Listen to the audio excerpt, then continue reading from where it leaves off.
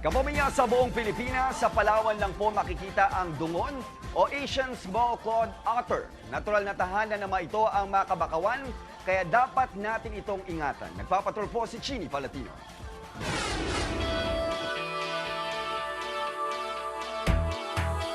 Sa mayabong na kabakawan ng Palawan, matatagpuan ang isang pambihirang hayop.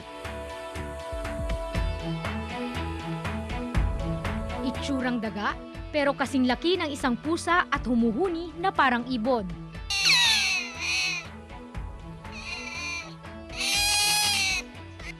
Ito ang dungon o Asian Small Clawed Otter. May ilang residente rin ng Barangay Mangingisda na nakakita nito, gaya ni Ate Wilma. First kasi hindi ko alam na ano yon. Akala ko malaking daga or pusa na hindi mo maintindihan, you know. And then dun ako sa garden. I was like cleaning the garden down there. Tapos, nung nakita ko siya, gusto kong sana i-take ng photo, ang bilis.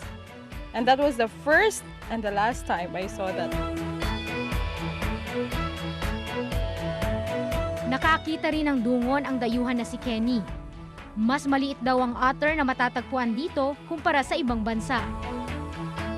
Because I think they're feeding in the mangroves. You know? That's why we have to be very careful about the mangrove, never cutting it and keep it nice here. You know. No, I've seen plenty of otters in Oregon and California. I was living there for many years. Ayon sa isang guro ng marine biology na gumawa ng isang masusing pag-aaral sa mga dungon, Marami sa kanila yung nagsasabi na nakakakita sila noon. By chances, yung mga tao hindi nila ganong kilala yung dungon. So yung mga matatanda before, yung tingin nila dun sa dungon dahil paggabi habang naglalakad sila, pag na-flashlightan daw nila, yung mata ay umiilaw, di ba, na parang mapula yung mata, parang tingin nila ay aswang. So pinapatay nila because of curiosity. kumukonti na ang bilang ng ating Palawan otter o dungon. Kaya nararapat lamang na pangalagaan natin ang mga kabakawan na kanilang natural na tahanan. Nang sa gayon, ang mga kwento tungkol sa dungon ay hindi maging isang alaala na lamang.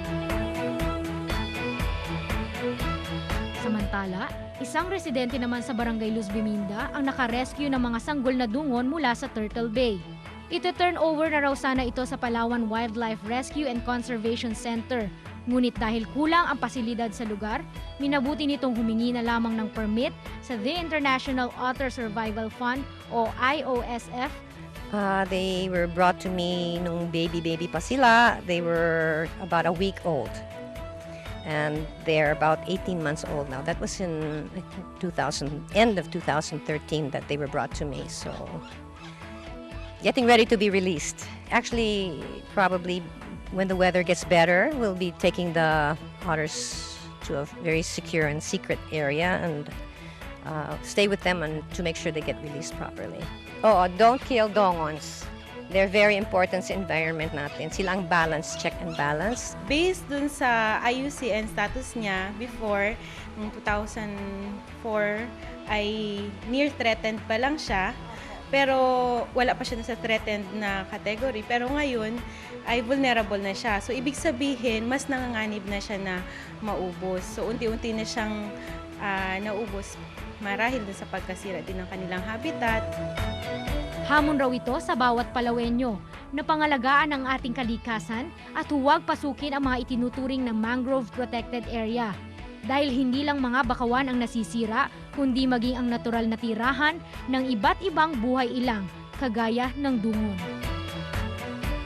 Chini Palatino, ABS-CBN News, Palawan.